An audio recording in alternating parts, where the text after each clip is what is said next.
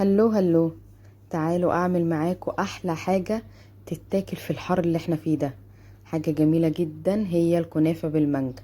جميلة جدا يا جماعة ولذيذة وطعمها تحفة، وهيعجب ولادنا طبعا. شايفين بقى كده طبقة المانجا مع الكريم شانتيه مع الكنافة، جميلة قوي. طبقاتها من جوه شايفين عاملة ازاي. مش هنقضيها طول الصيف ايس كريم وبيبسي يعني. يلا تعالى اقول لكم المقادير. معايا هنا منجتين كبار انا مقطعاهم، يعني التقطيعه اللي انت عايزاها، مكعبات مربعات مثلثات اللي تحبيه. المهم، ومعايا هنا كنافه متفرزه، فردتها جامد كده من بعض وحطيت عليها بقى نص كوبايه زبده سايحه او سمنه، بس يستحسن زبده يعني بيبقى طعمها احلى، ومعلقتين سكر بودره. تمام. وهعجنها بقى كويس كده بايدي لحد ما الكنافه كلها تتشرب من السمنه والسكر. هي طبعا المتفرزه بتبقى سهله كتير انك تفككيها من بعض عن الطازه. تمام. وهبدا بقى هنا انزلها في حله احمرها على البوتاجاز من فوق. هي بتاخد وقت شويه، بس مع لازم تقليب مستمر فيها عشان ما تتحرقش، على نار هاديه. لو حابه تدخليها الفرن دخليها الفرن، بس برضو هتخرجي الفرن، يعني تخرجي الحاجه اللي انت حطاها في الفرن، وكل شويه هتقلبي. عقبال ما الكنافه تتحمر هنعمل بقى هنا الكريم شانتيه مع بعض. دول 7 معالق كريم شانتيه مع حبة مية صغيرين قوي، بس تكون ساقعة جدا.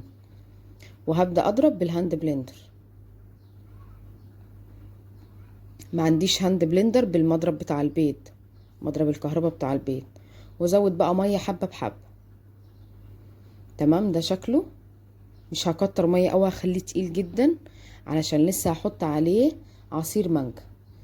دي كوباية عصير مانجا، هاخد منها حاجة بسيطة قوي. اللي مش حابب الخطوة دي ما يعملهاش، عايز يخلي الكريم شانتيه ابيض كده يخليه، مش مشكلة.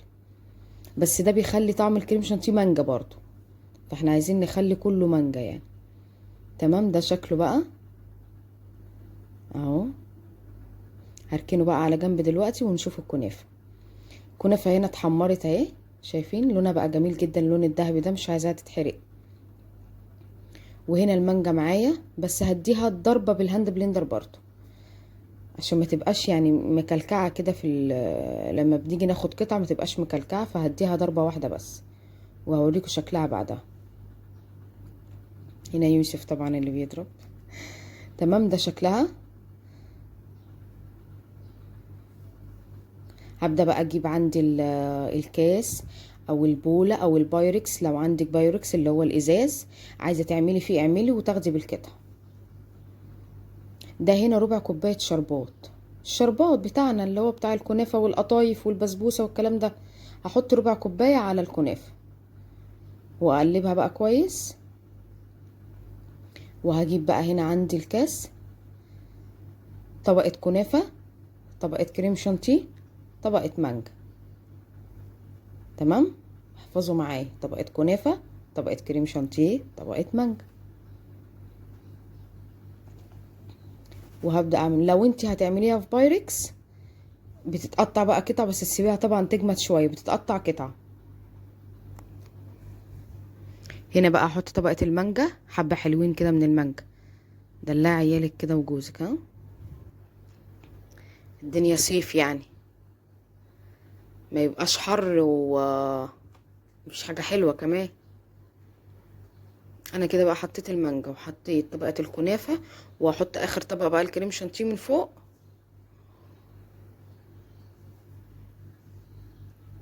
وهفرده بقى كده فردة كويسة.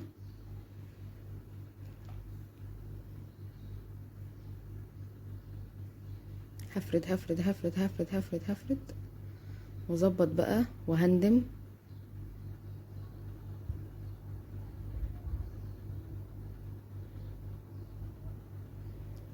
هنا بقى عندي مانجا قطع مكعبات.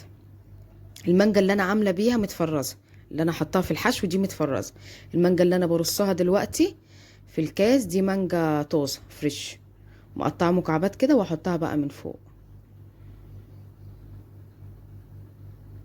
لو عندك كلها فريش هتعملي بيها عادي، مش هيجرى حاجه. هظبط بس الكيس كده عشان ما يبقاش شكله مش ولا بد. تمام، يبقى كده خلص. ايه رأيكم؟ شكله من تحت يجنن. سيبيه بقى يسقع شوية وبعدين قدميه. هنا خلصت الكمية بقى كلها معايا. ايه رأيكم؟ يا رب يعجبكم. باي باي.